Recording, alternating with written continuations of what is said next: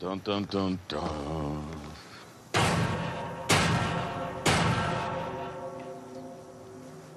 Little pig, let me in. Oh, boo! Does that remind you of anybody you know? Did you hear that? He said, suck my nuts.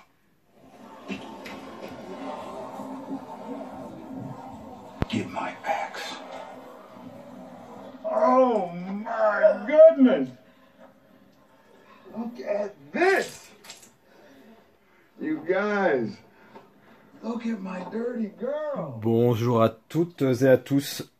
Petite vidéo, il y avait un petit moment sur en fait les armes du cinéma ou des séries. Hein, pour moi c'est un peu pareil. Donc là ici on va parler de Negan, hein, le personnage de Walking Dead qui est campé par Jeffrey Dean Morgan, hein, le méchant absolu, détesté, adulé. Mais franchement un des meilleurs méchants qu'on ait connu et franchement il est brillant. Il est brillant. Donc c'est là la vidéo, on va dire que ce vilain sauveur, il est aussi indissociable de sa batte, Lucille, que Benoît est indissociable des steelbooks ou Tanguy de sa barbe. Donc c'est vous dire si c'est important. Donc en fait Negan il s'adresse à elle comme s'il s'agissait d'une personne. Je vais vous dire pourquoi. Mais je vais aussi vous présenter vite fait l'objet après plus précisément.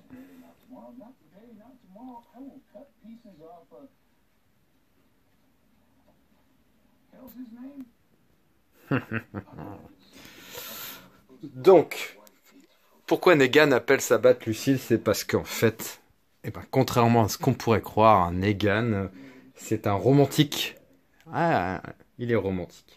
En fait, on va apprendre dans les comics que Negan était coach dans un lycée. Alors moi, je me suis tout de suite imaginé qu'il était coach de baseball, mais non, pas du tout.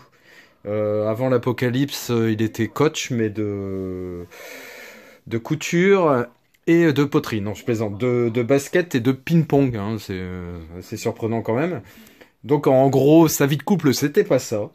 Mais malheureusement un jour sa femme a été diagnostiquée d'un cancer, donc il a décidé de se dévouer corps et âme à elle, hein, donc il a mis fin à sa vie dissolue, hein, où il avait une maîtresse, pour ne s'occuper que de Lucille jusqu'à sa mort.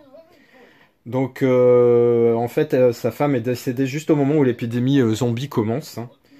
Et donc le nom de sa femme, hein, perdure, survit à travers sa batte. On a même l'impression quand on regarde Negan que la batte en fait elle ressent des émotions presque, hein, qui discute avec un peu.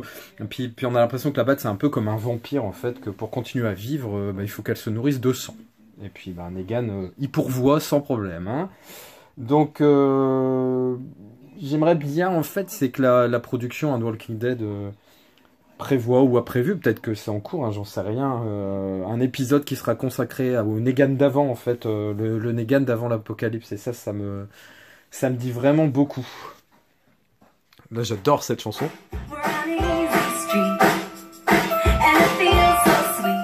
Je l'ai dans la voiture, je l'écoute souvent. En fait, c'est quand Daryl est dans le cachot enfermé par Negan, hein, et qui lui balance ça à longueur de temps, 24/24, un truc à devenir fou.